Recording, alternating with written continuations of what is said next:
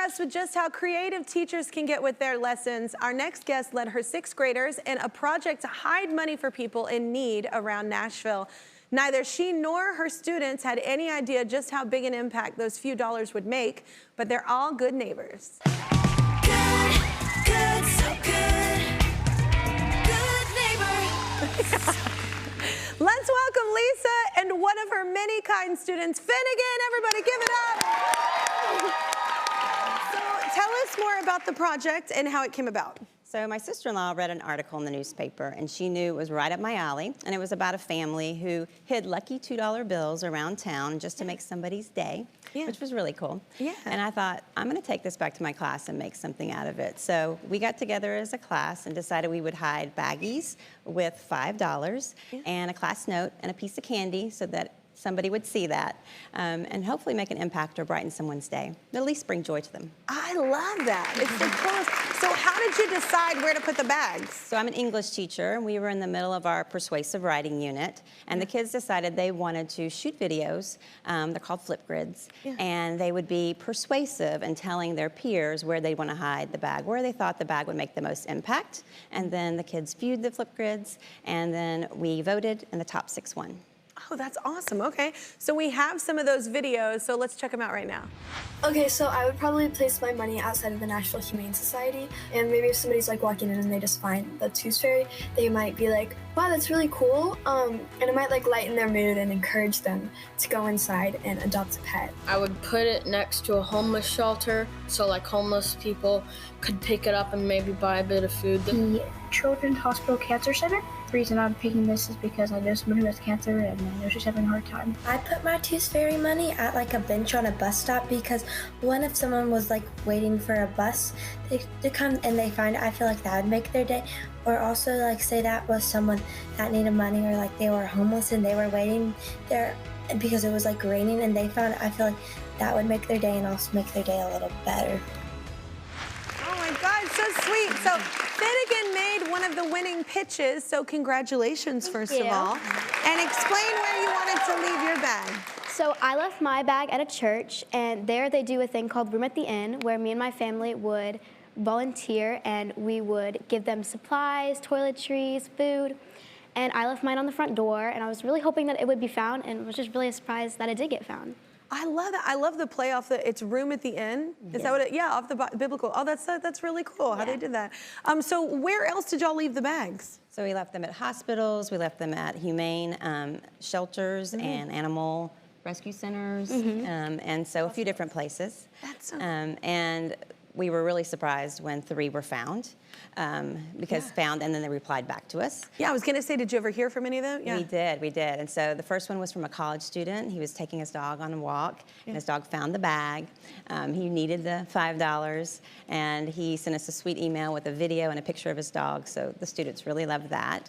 Another one was from the Humane Society, and they were really super excited at the kindness that my students were showing, and they want us to come on a field trip. So once field trips happen again, we'd love to go. I love that. I know once the life gets back to a little bit more normal.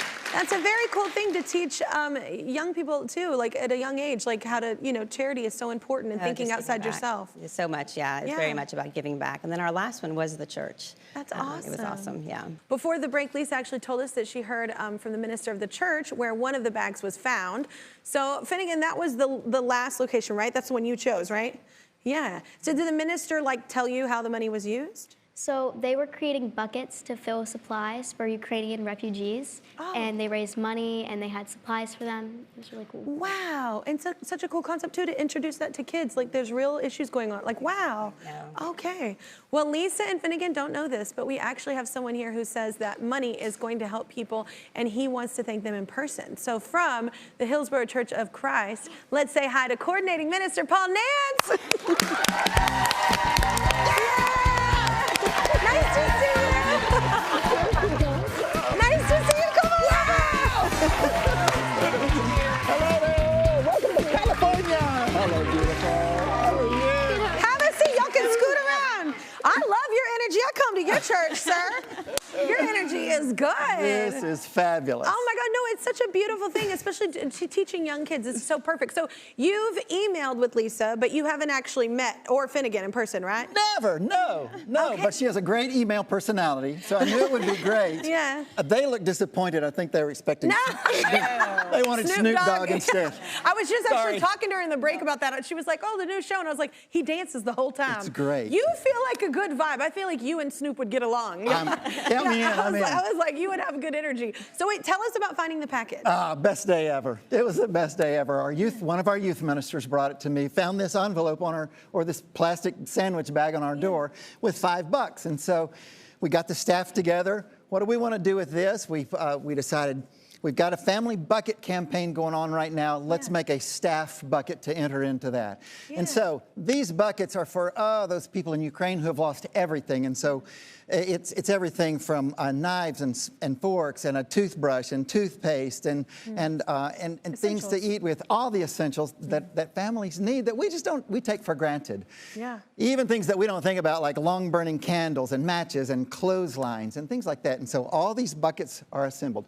So we, thanks to their inspiration, put a staff bucket together, part of Hillsboro's 500 bucket campaign, which is part of a 10,000 bucket campaign going on in Nashville right now, thanks to two incredible organizations. It's great. It's so good. It is so great, like thinking of others, and like I said, just teaching kids that way too, like right from the start, and reminding adults that, you know, there are things going on outside of our own worlds that really need attention, and how helpful those buckets are. So I love that your $5, you choosing this church for whatever reason you did, like impacted this whole branch of this church to, like, it got massive. Like it's this massive thing. So this little ripple, it's amazing what a little ripple can do in a pond. And I just think, are you like floored by that this little thing like turned into this huge thing? Very surprising and very shocking just to see how far it's come. It's kind of a good reminder, though, that I feel like it was one of my favorite things when I was a kid. You learn, I can't remember, it's like a parable from the Bible, but it's like the woman who couldn't afford anything brought all that she did have. Right. And it wasn't as much as somebody else had, but it was all that she had. And it's important to remember that every little bit counts, and we all put a little bit in. But how impressed are you with Lisa's class? This is a really cool thing. I'm incredibly impressed as well as grateful. And so we know a good teacher when we see one. This is what a good teacher looks like.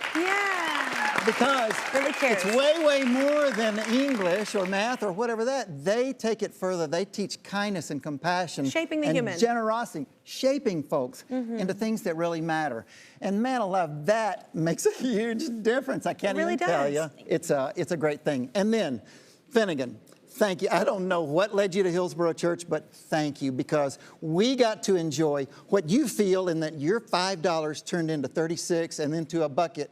We get to say that our bucket, our staff bucket, turned into one of 500 that our church did, and that's part of 10,000 that are going out in Nashville. Thank you. That's so Thank cool. you. Oh, I love this. So we are so impressed by the kindness Lisa Finnegan and the entire class showed to strangers, so we want to show some love as well. That's why we are giving the Bucket Campaign at Hillsboro Church of Christ $10,000. Oh, my goodness! Thank you! And that all started with your $5, man. Thank you! It's such a beautiful thing. I love stories like this. You know, all the time we see like the negative, sometimes too much on the news, and so it's nice to just be reminded there are really great kids, adults, everybody. They're really good people out there. So that's why the last thanks goes to you. Thanks for publicizing good stuff like this. Oh, I love it. It fuels me as well, selfishly. It makes we need it. We need that light. Thank you, everyone, for joining us today. I love your energy so much. Oh my gosh, I need a dose of this.